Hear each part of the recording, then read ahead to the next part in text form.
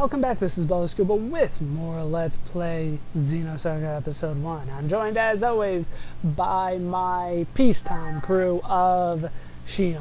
Probably means we're going to be getting emails once again today. But first, before we do that, let's head into the UMN. We got a lot of database entries to go over. This will probably take more than a single video to go through.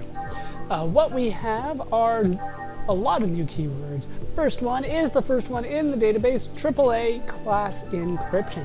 Or is AAA class, like I said. It is a designation given to areas requiring the highest levels of restricted access. One of the highest classified components of Project Zohar, Cosmos, falls under this designation. Cosmos' importance to this project is evident in Junior's comment that the only other entity with that class of restriction would be the Federation government's mother frame or the UMN operating system. In other words, Cosmos is just as important as the entire government and the UMN. That is quite a high level of importance that Cosmos has on her. Absolute coordinates we might have gone over before. Basically, it's the coordinates on the supersphere structure of the universe. I don't know what a supersphere structure is. Sounds like some fourth dimension stuff to me, though. We also have all part of the plan from the very beginning. Ziggy voices his suspicion that even if he had successfully rescued Momo, arrangements were already in place to countermand his actions. The details of this counterplan include broadcasting images from the Woglinde the moment Momo was handed over to the Motion State government or any of its affiliated organizations, and the seizure of Momo by her erstwhile captors. Indeed, the incident involving Momo is closely linked to the events surrounding the Zohar emulator. Judging from the fact that Margulis's Plan 31 and Plan 401 are interlinked, Ziggy's speculations seem fairly accurate for the most part. In other words, it was all part of the plan from the very beginning. Just like the thing says, is that even if everything had gone according to plan, we probably would have had the same result, even though everything changed when the Gnosis attacked Woglinde. That was kind of unexpected, and pretty much everything that Cosmos and Shion have been doing have kind of detracted that one plan. Auto mode could be new, an operational mode which relies on independent decision making. In this case, the term refers to Cosmos' ability to process data captured by her sensors, reach her own conclusions based on their information, and act on them. In other words, it's autopilot for Cosmos. Autonomous state, this is kind of important. We might have seen this in the past, but it's going to be more in detail, so I might as well go over it again. The Galaxy Federation is comprised of approximately 500,000 autonomous state governments. That's 500,000 autonomous states. Each autonomous state divided according to planetary systems. In other words, 500,000 star systems, 500,000 solar systems, except, solar system kind of only applies to ours, are in the Federation. That is ridiculous. Each autonomous state, divided according to planetary systems, has its own administrative and law enforcement agencies, but the Federation government's laws take precedence over them all. It pretty much works the same way that the United States works, is that each state has its own laws and its own enforcement agencies. State police, county police, and all that kind of stuff. However, the federal government, their laws, should they have the jurisdiction for those laws, take precedence over the state laws. It works pretty much the same way in the Galaxy Federation, apparently. I don't know if this is all within the Milky Way galaxy. They never really explain that, but I would assume since it's the Galaxy Federation that it's still the Milky Way. But they don't really say that out loud. Captain Lapis Roman. You remember her, she was 29. Born in 4738, which makes it 4767. I'll try to keep that in mind. A captain within the Galaxy Federation's Galaxy Federation Military Special Operation Command Intelligence Unit. That is one hell of a unit name. She works for Helmer, the representative of the Second Miltian government, the guy that keeps on saying "Voodoo" really well. That guy. She works for him. Wow. We are really filling this place out. This database is really starting to fill out. There are still a few things that we need to see, though. Right, we have seen a good majority of this, but like I said, there's still going to be a lot of things that we have not seen before, like Emergency Federation Charter. Under normal circumstances, it is a violation of Federation law for anyone, including the Federation fleet, to engage in military operations within an autonomous state's territory without prior notification and consent of the state government. In other words, nobody can operate militarily within a state unless they talk to the state first. Kind of makes sense. However, this charter allows for exemptions from such laws during certain predefined states of emergency. The announcement in the story of the deployment is in accordance with the Federation Emergency Powers Act, refers to the invocation of this very charter. In other words, in an emergency, I can do whatever the hell I want.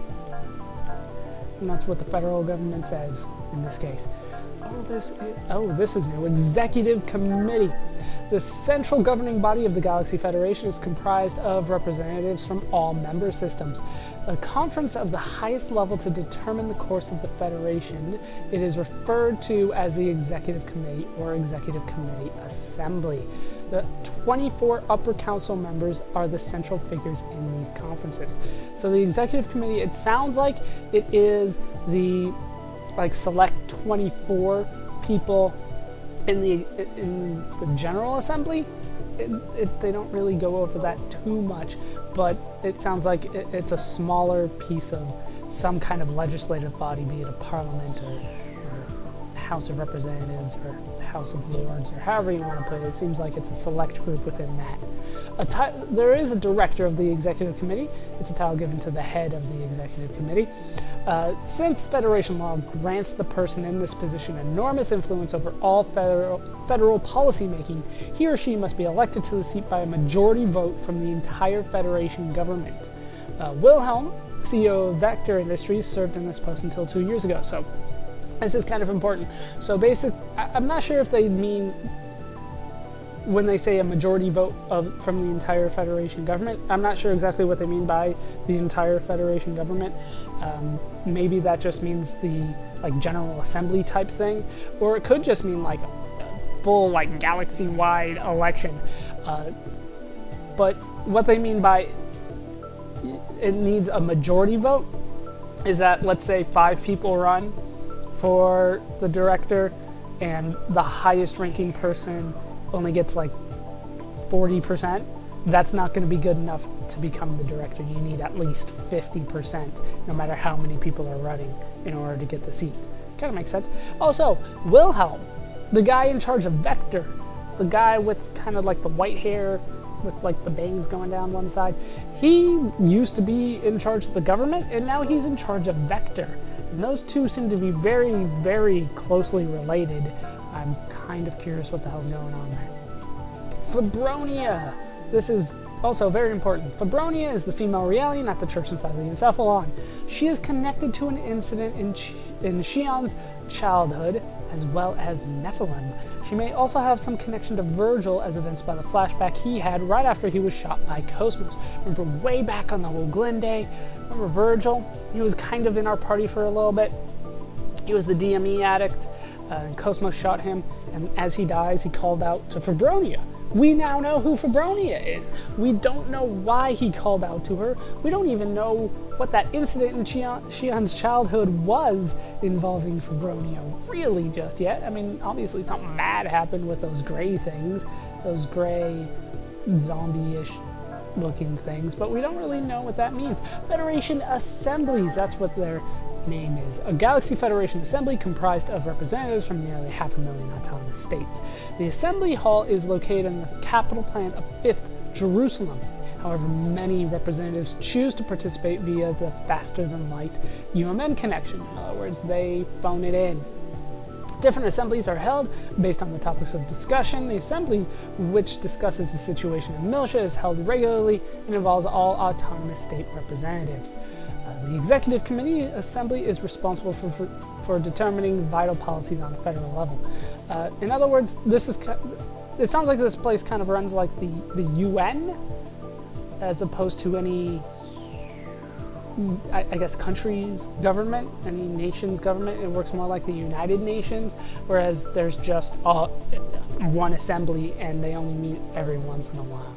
They don't meet every day, kind of a thing. 5th Jerusalem, that's the capital planet of the Galaxy Federation, and seat of the central legislative, judicial, and administrative agencies. You'll notice how the word executive does not appear in that sentence. The headquarters of the SOCE is also located here. Its name originated from the fact that it was the 5th planetary capital of the Galaxy Federation. It doesn't sound like there's really an executive in charge of the Galaxy Federation, like a president or a prime minister or anything like that. It just kind of sounds like the assembly runs the place, and then there's judges, and then administrative doesn't necessarily mean executive. It kind of just means people in charge of paperwork, more or less. But it is also important to know that this is 5th Jerusalem. Obviously, 1st Jerusalem, we know, if you haven't figured out what 1st Jerusalem is, we'll go over that in a bit. It's actually called Old Jerusalem. But what happens to the 2nd, 3rd, and 4th Jerusalem, I have no idea. I don't think they go over it at any point. At least in this game. They might go over it in later games, but I don't think they do. So if they're abandoned, 2nd, 3rd, and 4th, I have no idea. But this is 5th. This is the 5th capital. It's called 5th Jerusalem. Guinan Kukai. He's 26. Which once again makes it 4767. The chairman of the Kukai Foundation, a special foundation based in Milsha, an autonomous member state of the Galaxy Federation, with black hair and deep green eyes. He shares some semblance to Junior. He doesn't, well, maybe the green eyes? Does Junior have green eyes? He probably does. He has a gentle personality and is well respected both within and outside of the Foundation. He is listed as the first son and heir to the industrialist Soze Kukai? I probably don't know how to say that guy's name at all. But I like how they phrase this. He's listed as, in other words, he's not really, but that's what people say. So that's how he gets in charge of the Kukai Foundation. He's listed as the heir. Gedalia, that is new, an autonomous state within the Galaxy Federation. It's the headquarters of the fleet which surrounded the Kukai Foundation when we were falsely accused of some stuff. An individual affiliated with the UTIC organization holds a position of power here. In other words, they're saying Gedalia is on UTIC's side, and that's why they surrounded the Kukai Foundation. Not good. Grave actually gets a database entry because they're talking about a grave in particular. An image from Alan's recollection, which he speaks of during a conversation at the Durandal's Observatory. I believe he's speaking to Chaos. Let me see what they're talking about. The vision is of Xion as she mourns at Kevin's grave 2 years ago. The grave itself is located at the central cemetery inside the Damarung, which I probably didn't say right, but I was close, damn it. The engraving on the headstone reads Kevin Winnicott, 4739 to 4765. And then it says something in Latin that I'm not even going to try because people get mad if you mispronounce Latin words, and I don't speak Latin like at all. The Latin text is a quote from the Bible. They are Abram's words to Lot. I'm not sure if, because the translation looks rather long, I'm not sure if the Latin directly translates to this or not. Honestly, I couldn't tell you, but I don't think it does because I don't see. There's a couple words that I should be able to make out in Latin, and I don't see them there. For those of you curious, Abram is Abraham, and Lot. Actually, is Abram Abraham? It might be a different Abram.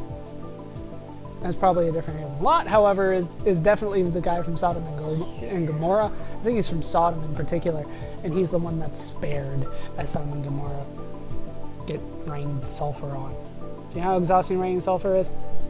Anyways, Lot's wife, she didn't make it. Is not the whole land before thee? Separate thyself, I pray thee, from me. If thou wilt take the left hand, then I will go to the right. Or if thou depart to the right hand, I will go to the left. In other words, stay on your side and I'll stay on mine? That's what it sounds like to me. The emblem of the Galaxy Federation also reflects these same words. Why those are important, I'm not sure. I'm not a Genesis scholar.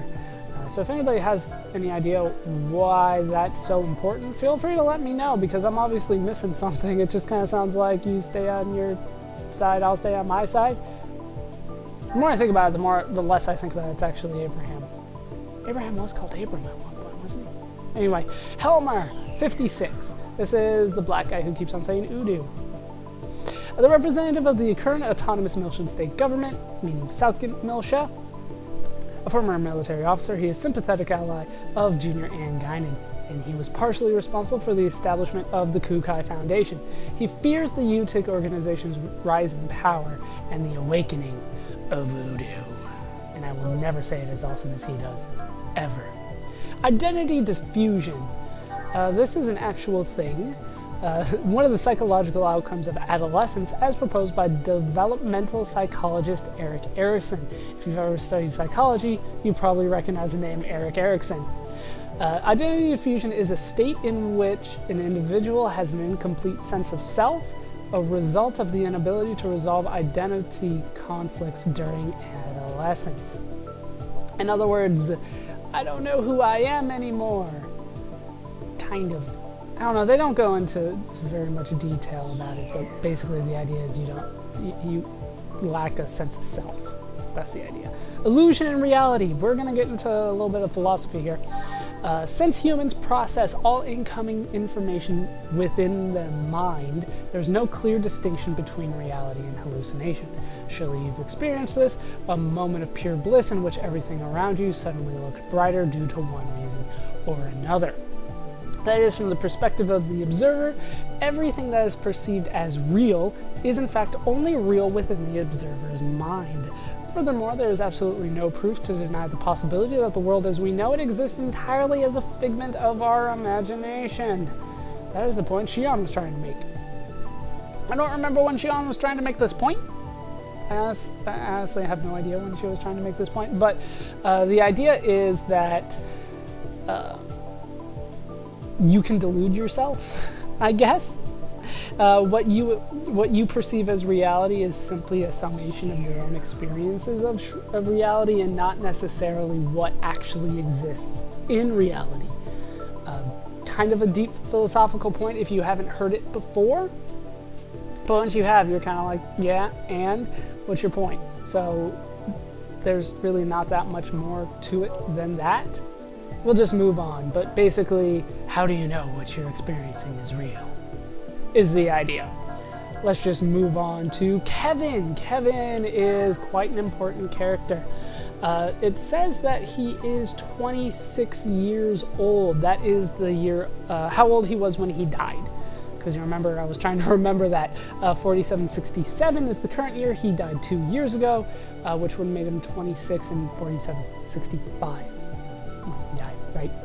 He's the former chief engineer of the Cosmos Project, Vector Industries' first R&D division. He was Shion's immediate superior and also her boyfriend, but he was killed 2 years ago during an incident when Cosmos went out of control. He was in charge of not only Cosmos' software components, but the design and development of its hardware as well. The hardware for the current Cosmos was developed by the second division at a later time. So in other words, whenever we figure out or we can't figure out what Cosmos is doing, Kevin did it.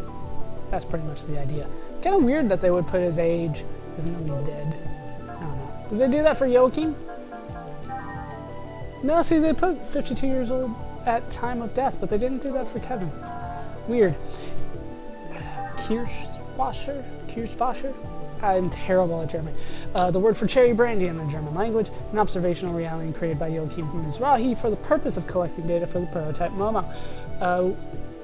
We might have seen this before. Pretty much, he created these to gather information so that he could build his prototype. So and since the prototype's done, and now the real things are kind of done, what point are the Kirschwasser's existence anymore? I don't even know. Labyrinthos is new. I believe we already did see the second Kukai Foundation. Labyrinthos, new. Legend has it that Daedalus built a great maze in Knossos, Crete, to imprison the half-human, half-beast Minotaur. That's what the labyrinth is in legend. It's a place to house the Minotaur. Is it Perseus that went and killed him? Theseus? One of those early Greek demigods. It is unknown as to why this name was given to a UTIC organization facility. The etymology is labrys, a Greek word for a double-bladed axe. why a double blade axe becomes the base of the word for a giant maze, I don't know. Maybe that's the weapon that the Minotaur had, the double blade axe? I don't know, it's been a long time since I've gone over Greek mythology.